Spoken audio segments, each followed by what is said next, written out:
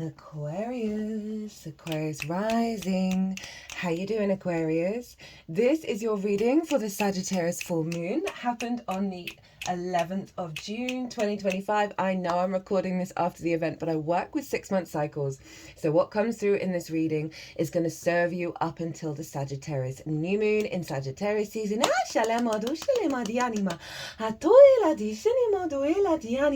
My name's Chloe. I work with card divination, astrology, and as you just heard, and as you can see, I channel multi-dimensional energies through my body, both in the form of physical and vocal light language. All of this brings in healing, attunement, and activation codes to the messages that are going to come through for you today. Now I read for the rising signs. So for those of you who do not have Aquarius in the first house, look to the house it does fall in your natal chart. Look to the themes of that house, and you want to apply those themes along with all the other meaning you've got going on in the sign of Aquarius to the messages that come through in this reading. It's going to be as if that Aquarius energy, wherever it falls in your natal chart, has energetically moved to the first house. So when I talk about the houses for Aquarius rising, it will always still link in. You've just got to add on your own natal chart Aquarius meaning on top of it. For example, I have Aquarius over in the 7th. I've got my moon and Jupiter there. So I'd apply all of that to what comes through in this reading. As always, take what resonates, leave what doesn't. There is a collective reading. That was the first reading that went out. That's where I break down the astrology of the exact moment of the full moon in way more detail of how all the celestial bodies are talking to each other that form a harmonic energetic blueprint that gets downloaded into our vessel and then unfolds up until the new moon. So I really tap into the most integrated and expansive intention of a transit, and that way we can apply it to all the nuances in our own lives and go, oh, that's what's going on. Pull collective tarot as well as channeled messages, and there was a big transmission that came through from my guides in English right at the end of the reading. So if you want a deeper understanding, if you want to check out that transmission, pause this video, go watch that reading and come back to see how it affects the Aquarius area of your chart, because it acts as a baseline to what comes through here. Now we are going to get 3 cards from this deck, well technically 4 actually. The first card is linked into one of the biggest messages that came through with this moon, that this was a big rebirth. So first card is what's been released, what's closed out, right? What cycle has come to an end with this activation full moon. The second card is going to be what's the activation that's come in with the full moon that you're then working with. And the third card is how to facilitate that activation. The universe is going to say, hey, look, focus on this energy, cultivate this energy, and it will facilitate and integrate that activation code at a higher level, right? We're also going to get the card at the bottom of the deck, which acts as the root energy of the activation, as well as we're working with 2 oracle decks in this transit. Okay,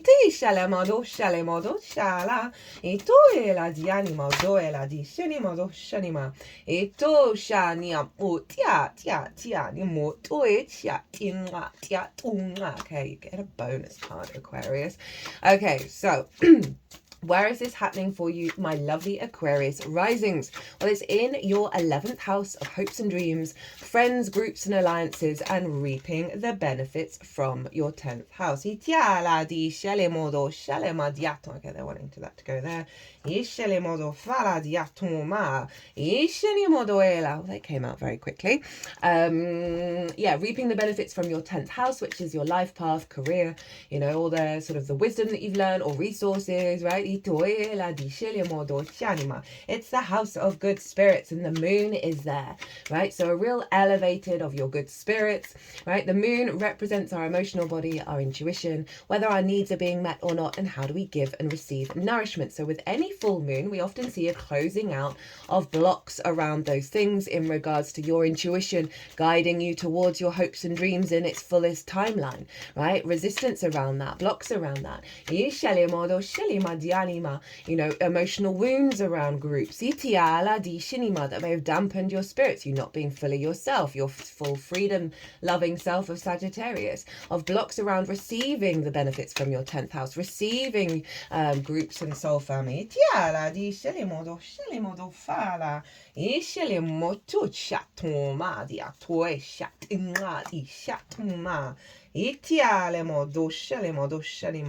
just going to get one more card from here. right? Big sort of, as I say, emotional wounds of our needs not being met, of not following that which gives us nourishment.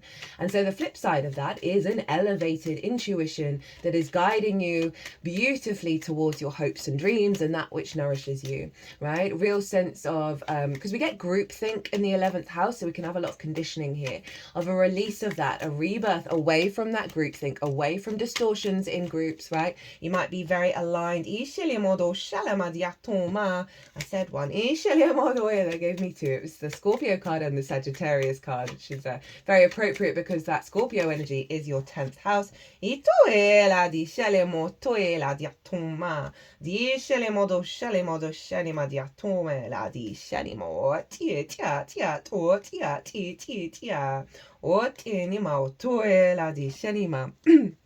Woo! Okay, my brain just sort of stopped thinking consciously there for a second. What was I saying? Yeah, very intuitively aware of the group, right? And being able to facilitate that. That can be part of your path. But overall, it really is a heightened alignment around your hopes and dreams and your intuition guiding you in that regard. Now,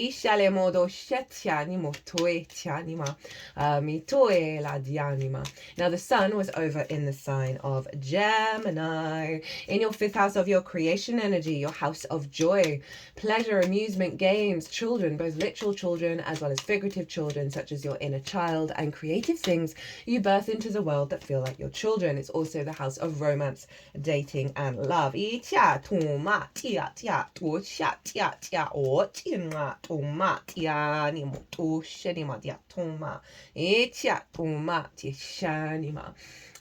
Felt called to cut the deck but not take the card, and it was the labyrinth card of it feels like you've come out of the maze. You've learned a lot in the process, but you've come out of the maze. So the sun is there, right? The vision and clarity of how to cultivate your creation energy, right? How to facilitate that that joy and that pleasure in your life as you unfold along your hopes and your dreams and the manifestation of the path, right? And how that feels good, and right, really being in alignment with that. Lots of creative ideas to help facilitate those hopes and dreams, as well as the orientation around your creation energy of that joy and that pleasure that is part of the path, right? This could be you really helping when you're in groups, just finding a lot more fun, a lot more play. And as I said, in terms of like that 10th house energy, right, of you having the vision of what to bring to groups, of what they need. They're doing some clearing around the throat chakra, which is very appropriate because I was about to say Jupiter rules Sagittarius, Mercury rules Gemini. And so we want to see where they are because they are influencing this moon, and they are both in the sign of Cancer. Jupiter moved into Cancer the night before this moon. I'm going to be doing the Jupiter Cancer energy next as the transit. It's in its exaltation, which means the qualities of it are raised high, big vibrational energy. And that's in your 6th house of work, being the adult in the room, how you work, how you figure things out and put it into practice. Oh, I'm getting a tickle in my throat. Big clearing around perception and clarity and how you communicate, because Mercury's there as well. It's physical health, it's routines, it's co-workers, and therefore collaboration, pets, and acts of service.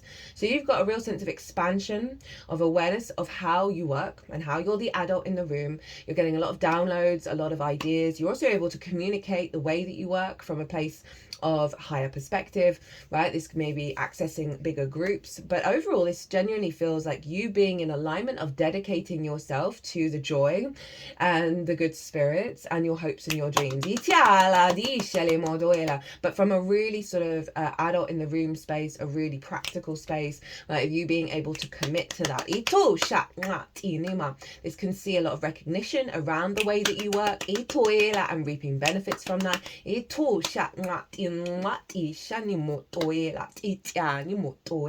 Now there's loads more astrology going on. All the fire signs are being activated. There's a big Venus energy. She's in the sign of Taurus in your 4th house, which I talk about the Venus energy in the collective reading. There's been a lot of connection to Venus. There she is. That frequency of that breath, right, of feeling like there's been submerged and coming up for air. That came through in the Chiron Venus conjunction in Aries transit. That was the last transit that was so powerful, that energy, right?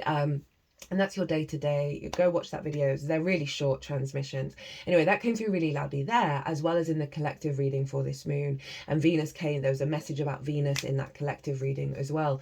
That we're really shifting into a new frequency around creativity and feeling good in the 3D world, around value and connection and harmony. And so she's been really, really loud. Right, okay, so you've got a bonus card with what's being cleared out. We have the Five of Cups and the Tower. This is a Mars card. Mars is in Leo in your 7th house. Made a trine to the moon. So releasing grief, releasing stagnation, releasing sort of, oh, I had good times, or something was beautiful and I'm not really feeling it anymore, right? That can be bigger grief that's really dampened your spirits, your creativity, as well as that sort of sense of just feeling like life isn't as vibrant. This happens to be a Mars card, Mars in Scorpio. So link that into the 10th house around the path. Maybe you were getting some good vibes about the path and then all of a sudden something just shifted and changed, right?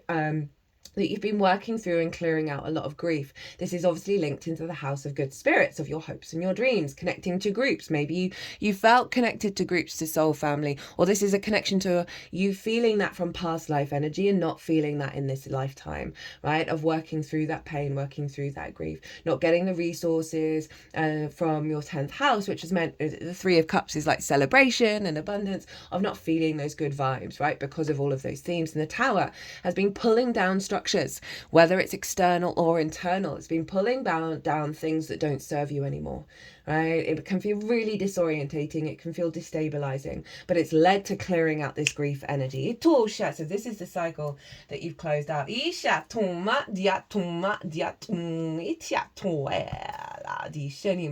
Big energy there for you, Aquarius. So what is the activation code that's come in with this full moon?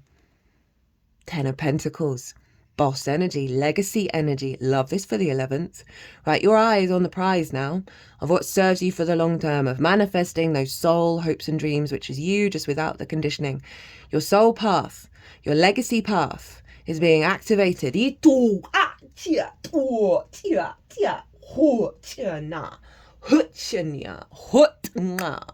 And we've also got a gaggle of people, right? So the sense of connecting with like-minded frequencies to help build. This is a city, and they take a while to build, but they do, you know, that's the terms of why it's a legacy.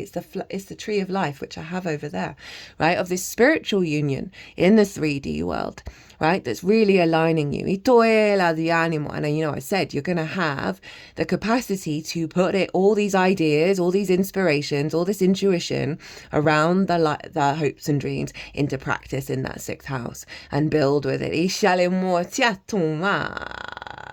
is also about an activation of a cycle of reaping the benefits from your 10th house, right? So which you're going to be able to facilitate with your hopes and your dreams. How to work with this energy, how to facilitate that 10 of Pentacles. That Tower's pulled down the stagnant energy, the blocks, the looking to the past. That Tower has destroyed that which needed to be destroyed so your legacy can come through.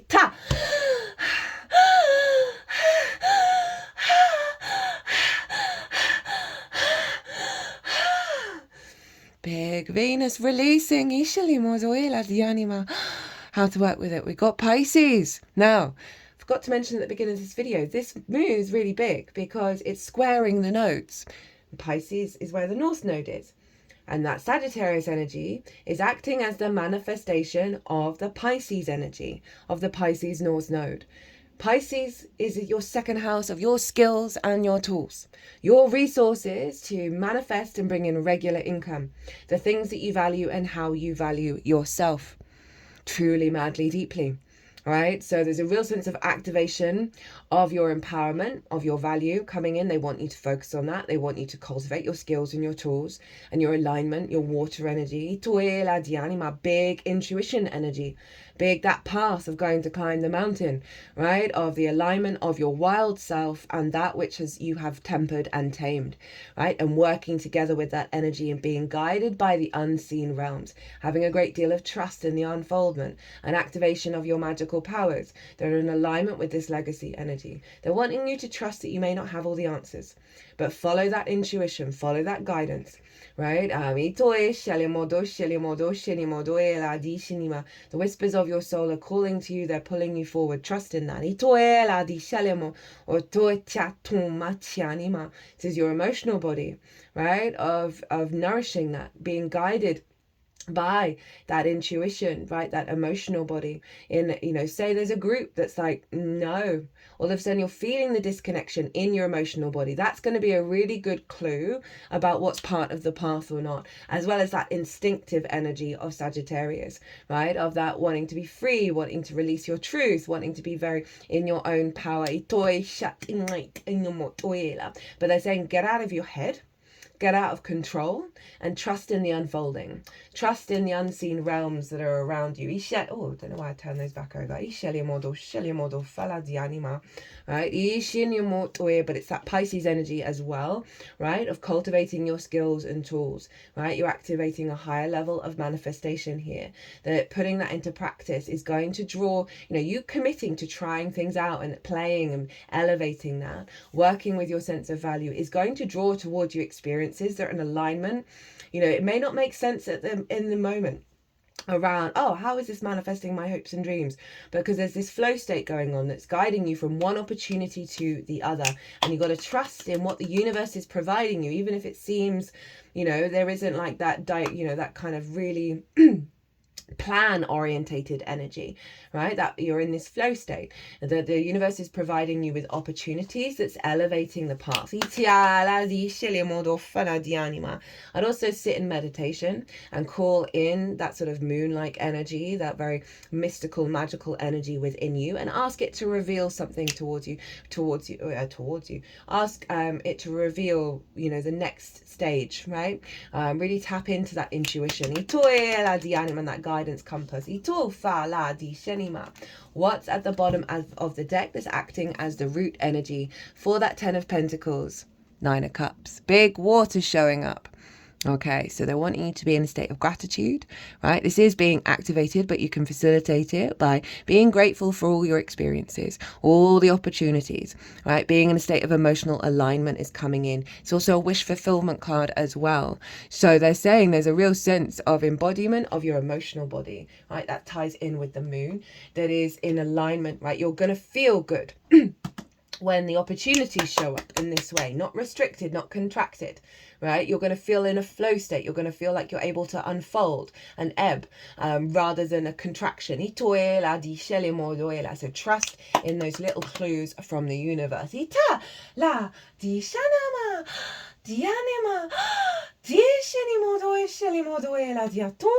Right, so these cards are at the back end, which kind of means this is past energy that you've been working through.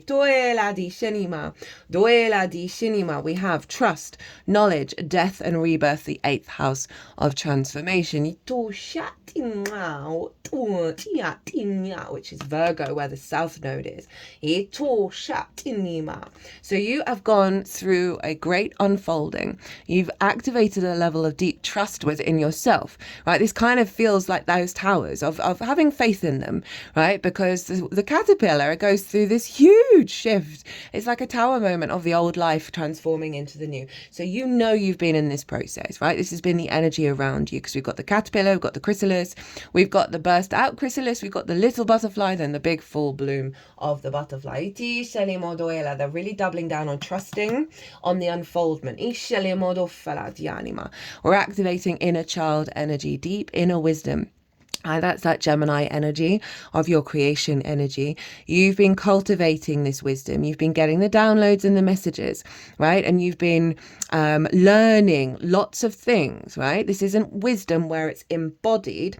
This is this process of recalibration, awareness of what serves you, and really cultivating and being very open to new understandings of your own self, right? Of how your spirits manifest, right? Of what your hopes and dreams are. This feels like big prep work energy. And so then we've got the eighth of the house, transformation, death and judgment, right? The judgment card is linked into Pluto. Pluto's in your sign. Death and rebirth, baggage, trauma, metamorphosis. You can't make it up because this is always the symbol of metamorphosis. Endings, magic, mystery, occult, sex, underworld, crisis, other people's money, inheritance. Now let's have a little read. And the snake is just the dragon, the nose, the head and tail of the dragon is just it's more of a louder energy than the snake, right? But they are inherently the same thing. In the shadow, the eighth, intense emotions are coming up, or maybe life hit you with some crises. Either way, you're being challenged. It might not be so easy for you at the moment. Be extra kind to yourself. I'm really feeling like with that energy of how you've worked with this, right? That you've been in your power with the destruction. You've understood the process of the grief that you're letting go of. You've sensed this metamorphosis that's been coming towards you. You've been learning that knowledge. You've been learning so many things. In the light, woohoo! You're getting rid of some intense and heavy baggage. Right? It's about time that door closed. Be ready to be reborn. And that's hilarious because the biggest message I got was, oh, this is a big rebirth. I'd forgotten this card. You can't make it up that I'd put the dragon there. I genuinely forgot about this card. My brain does this. The dragon, galactic guides, breakthrough. And it wanted to go here. So again, doubling down. You've been able to handle this. Right? It's not been easy, but you've understood why it's happening. You've understood the power of going through that energy and what's happening on the other side. Breakthrough, difficulty, stuck, savior, courage, action, powerful, protection, divine intervention, breakthrough, deep healing, big change. So if things have fallen away in your life, it's for the better. If you're still working through something where you're like, oh, but I thought that was the thing, and there's grief there, because we can still have this energy a little bit tying around, and we transmute it even further after the main activation. That this is a real double confirmation. Trust in everything that has fallen away. Trust in your bones. That's Capricorn energy, bones, right? That's in your 12th house of the unconscious responses that are being cleared out. Trust your bones are recalibrating so you can build. In the shadow, are you stuck? Are you being attacked or overwhelmed by heavy energies? There's an urgency to clean your aura and ask your guides for help. In the light, powerful energies and guides are working in your favor. It's time to get rid of these stubborn blockages that have been holding you back. Big changes are coming in fast. To get that 10 of Pentacles after the Tower is like hardcore karmic clearing.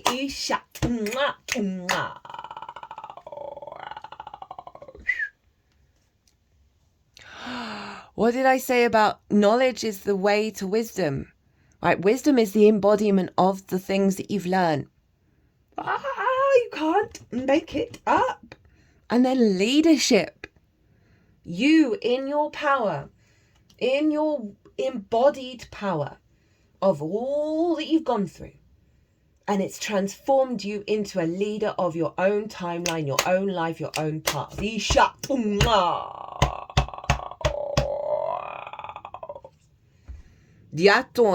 Fourth house, home and family, healthy roots. This is where Venus is.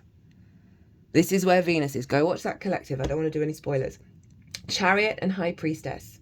That's very much tied into the moon energy. And Cancer is the Chariot. Right? So that's 6th house. Emotional safety. Roots, foundations, ancestry, past, mother, femininity, nurture, real estate, domestic life, happiness. Your foundations are so solid now because of what's being pulled down. And that's why this frequency of you building your legacy in terms of your hopes and your dreams and what you reap from your 10th house, which is opposite the 4th, you can't shake it now. Those root system is really like throbbing with vibrant energy. In the shadow.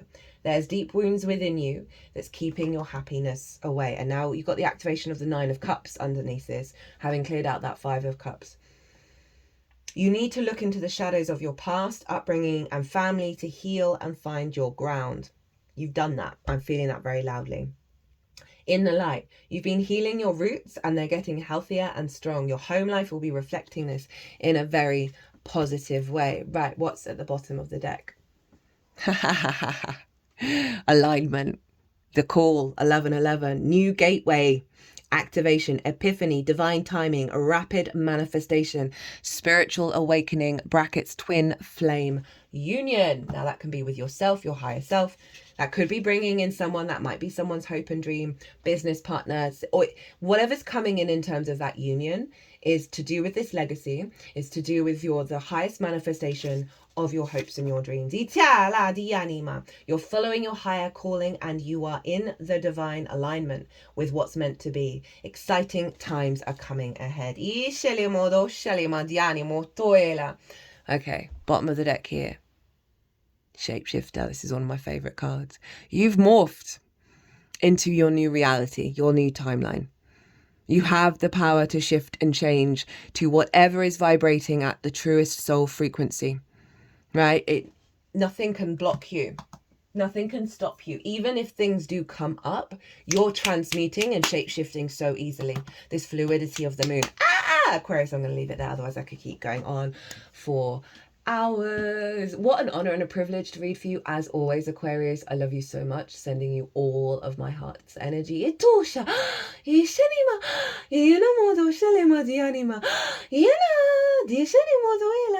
you want a personal reading, my details are in the description box, as is my website, where there's even more details about what I bring to the table.